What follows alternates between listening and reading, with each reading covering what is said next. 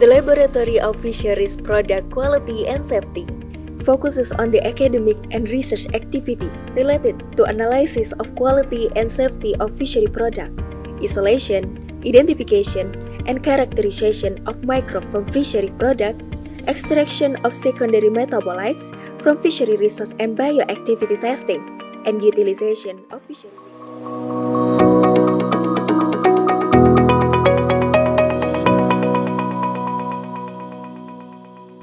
Halo sahabat perikanan, balik lagi bersama kita di podcast Perikanan UGM.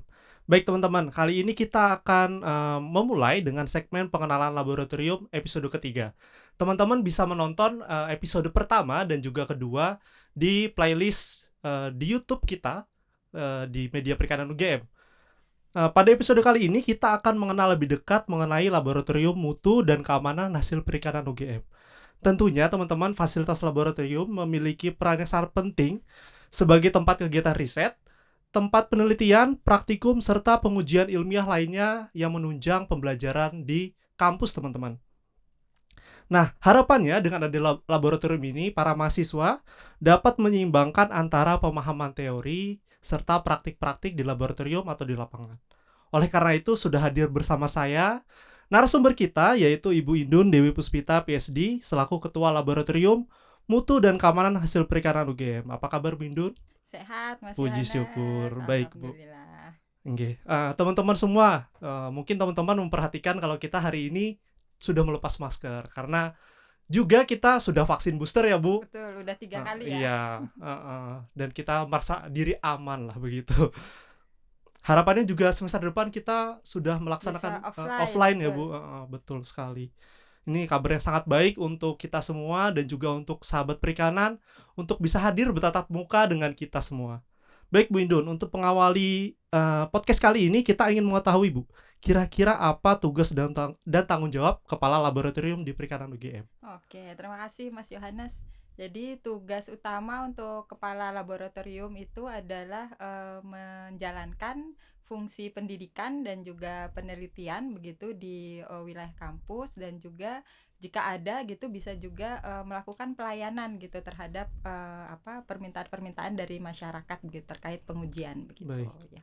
Selain ketua laboratorium kan ada laboran juga, Bu. Ya, betul. Nah, kira-kira tugas dan tanggung jawabnya apa juga itu, Bu? Oke, kalau laboran itu memang lebih spesifik atau lebih teknis begitu untuk menjalankan tadi tugas utama dari lab yang berupa fungsi pendidikan dan juga penelitian begitu. Nah, laboran ini lebih kepada menyediakan, kemudian menjaga fasilitas, kemudian melayani adik-adik mahasiswa ataupun masyarakat begitu yang menggunakan laboratorium begitu. Jadi memang Kaleb dan laborannya harus bersinergi begitu untuk menyediakan layanan yang baik begitu. Oke, baik teman-teman. Nah, kita sudah tahu ya kalau misalnya laboratorium tanpa adanya ketua dan juga laboran tidak akan berjalan dengan baik.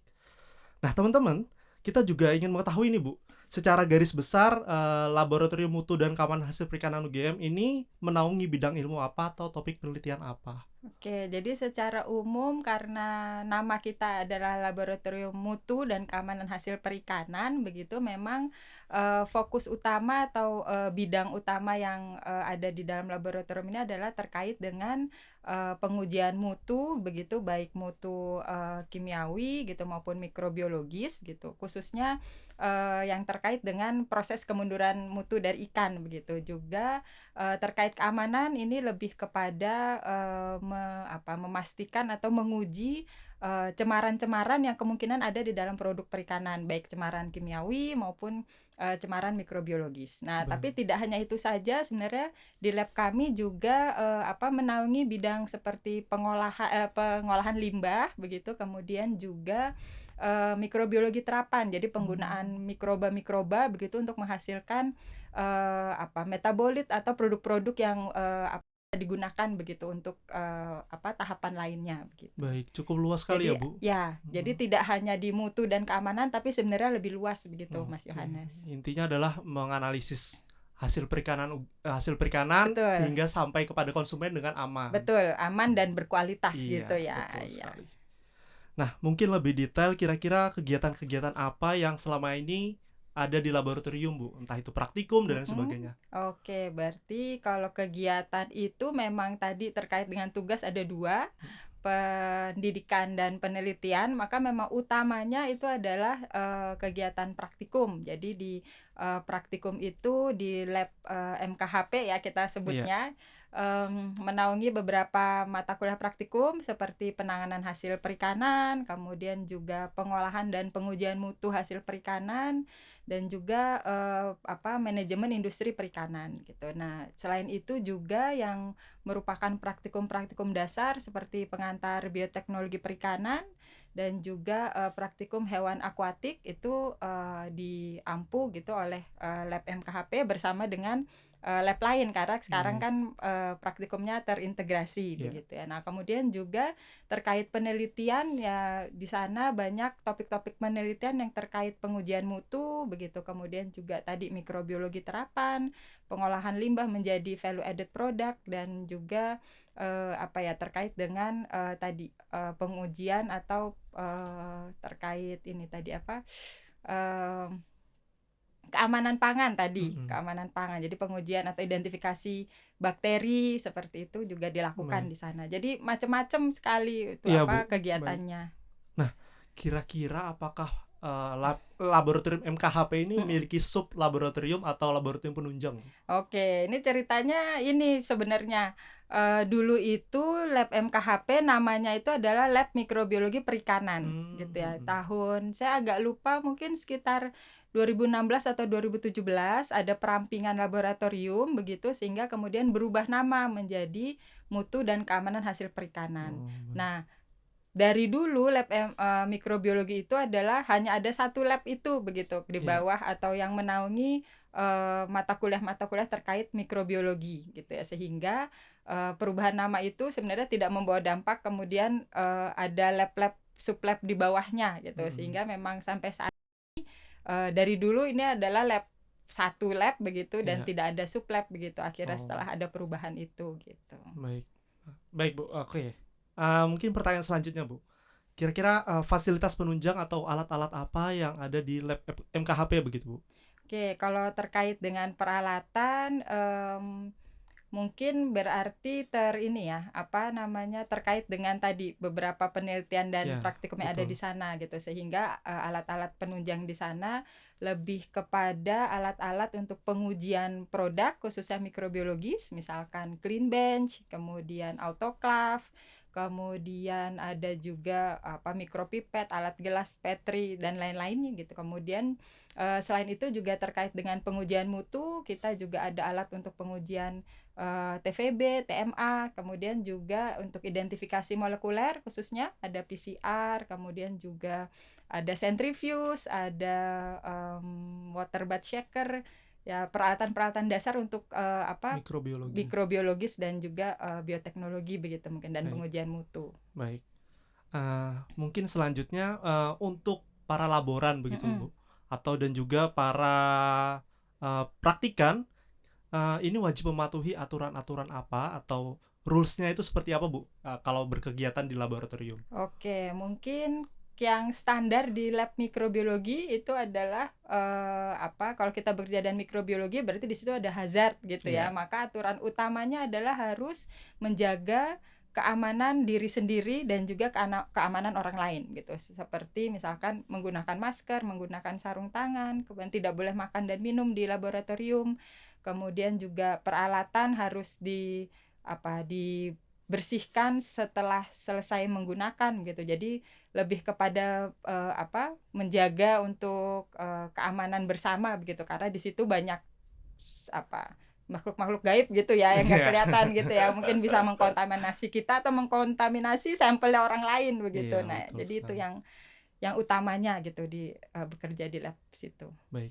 Untuk pertanyaan selanjutnya nih, Bu. Lab MKHP apakah melayani pengujian dari sampel-sampel luar atau sampel dari dalam sendiri atau kalau kalau kalau melakukan pengujian apakah ada biayanya begitu, Bu? Oke, kalau selama ini memang kami sedang mengembangkan ke arah sana begitu ya dengan menambahkan beberapa parameter-parameter uji begitu yang selama ini memang sudah dilakukan itu ada pengujian SDS page untuk melihat berat molekul protein gitu, dan juga TPC untuk total plate count untuk pengujian jumlah bakteri dalam produk gitu. Sejauh ini baru 2 itu Mas Yohanes, tapi kedepannya rencananya kami ingin menyediakan layanannya lebih begitu, khususnya untuk pengujian mutu mikrobiologis gitu. Ya, baik Mohon sekali. doanya ya, Iya, Bu. supaya bisa Semoga segera. semuanya lancar, terus Amin, lab amin. kita bisa menambahkan berbagai macam parameter uji untuk melakukan pengujian begitu ya.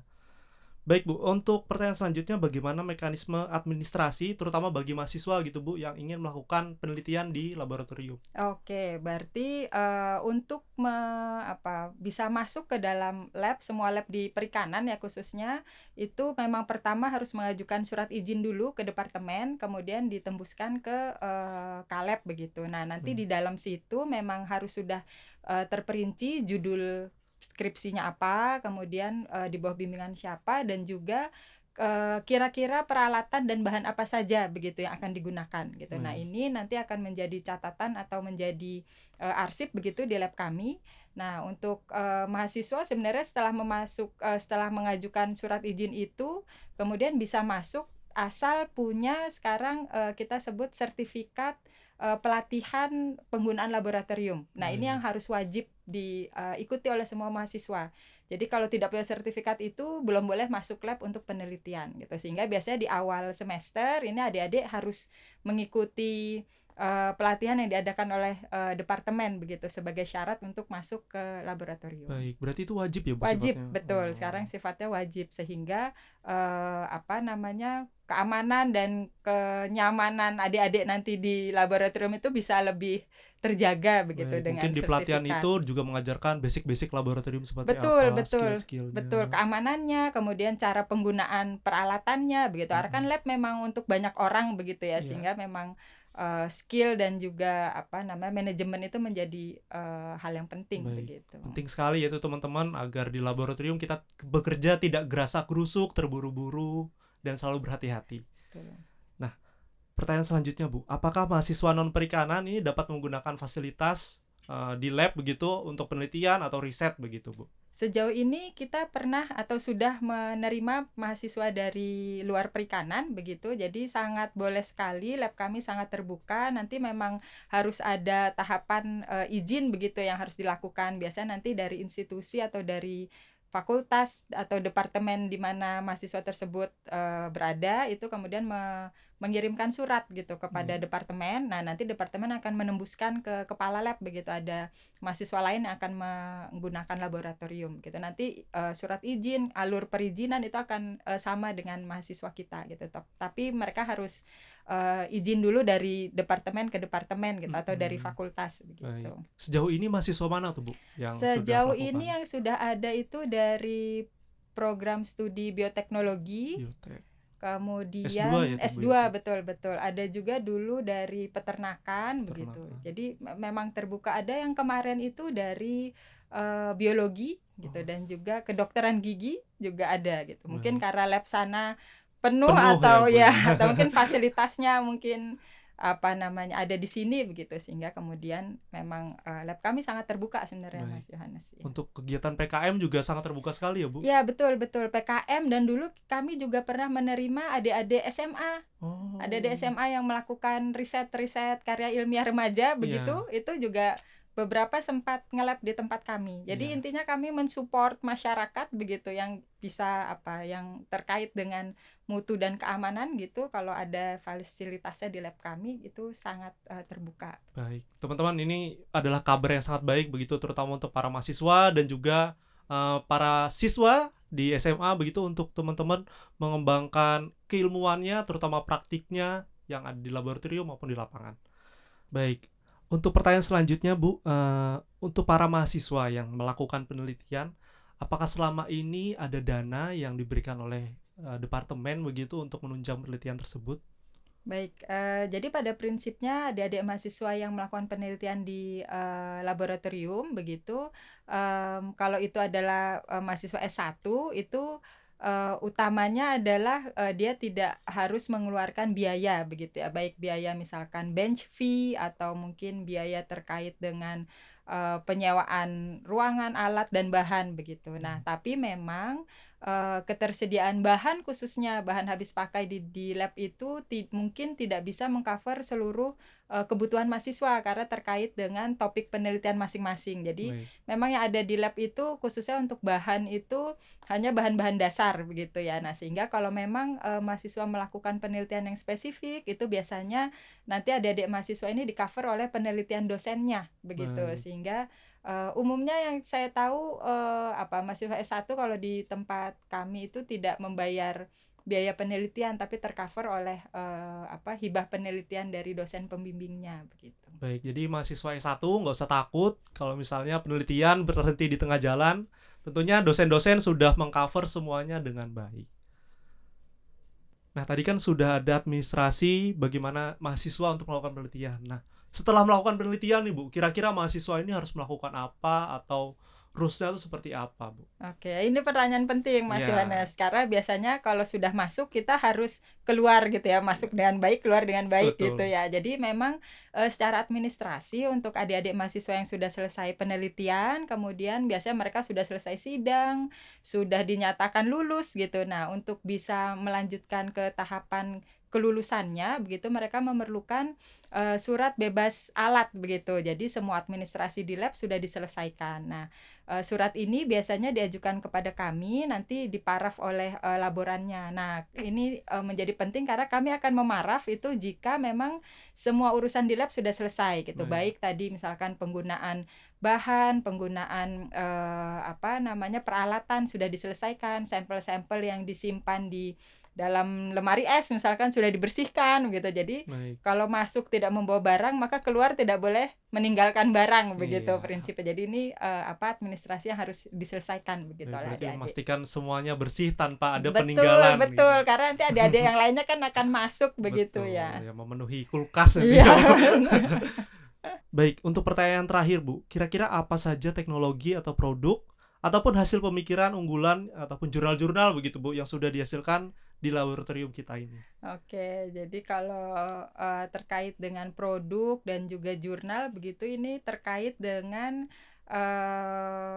anggota labnya begitu ya. Jadi sebenarnya di lab MKHP ini ada 5 anggota dosen yang ada di dalamnya begitu Mas Yohanes. Nah, sehingga produk dan juga tadi ya luaran itu kurang lebih adalah dari mahasiswa dan dari para dosen yang ada di dalamnya gitu. Nah, sejauh ini produk ya mungkin disebut unggulan atau produk utama begitu ya sebenarnya karena lab MKHP itu banyaknya penelitian-penelitian dasar begitu Mas Yohanes, sehingga memang kalau produk komersial itu kami tidak banyak gitu, tapi lebih kepada penelitian-penelitian dasar gitu, khususnya yang terkait dengan mikrobiologi gitu, misalkan penelitian terkait dengan pengujian mutu dan juga identifikasi, sehingga di lab kami itu punya beberapa atau mungkin bisa saya sebut banyak isolat bakteri, baik bakteri patogen yang penting di dalam produk perikanan maupun bakteri-bakteri yang bisa diaplikasikan tadi untuk terapan untuk menghasilkan produk yang bermanfaat begitu. Jadi mungkin utamanya kalau kita sebut produk lebih ke isolat bakteri tadi ya yang kita punya. Kemudian juga selain isolat bakteri yang nanti bisa digunakan untuk pengembangan penelitian lanjutan, juga ada pengolahan hasil samping atau limbah gitu seperti kitin kitosan atau hidrolisat ikan gitu yang kemudian memang ada pengujian tahapan terkait aktivitas bioaktivitasnya begitu ya. Kemudian juga terkait dengan mutu dan keamanan pangan, lebih kepada praktek-praktek sanitasi dan higien begitu. Jadi mungkin kalau produk yang berupa produk komersial memang belum ada gitu, tapi lebih kepada tadi penunjang-penunjang penelitian yang lainnya begitu. Baik. Terkait dengan isolat tadi Bu, apakah isolat itu bisa diminta oleh mahasiswa di luar perikanan begitu?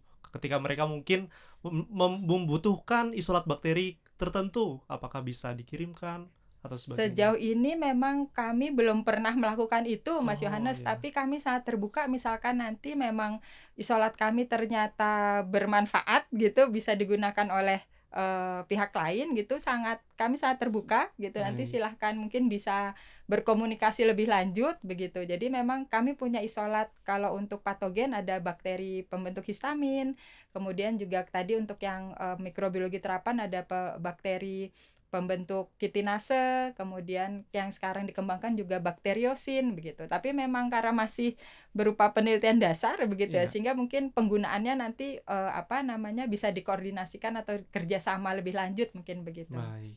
Ya, baik teman-teman semua atau sahabat perikanan, luar biasa sekali apa yang sudah diberikan oleh Bu Indun mengenai informasi-informasi dan juga jawaban-jawaban terkait pertanyaan kita seputar laboratorium mutu keamanan hasil perikanan UGM. Baik, terima kasih juga kepada sahabat perikanan yang sudah menonton podcast ini dari awal sampai berakhir. Kami mengucapkan terima kasih banyak.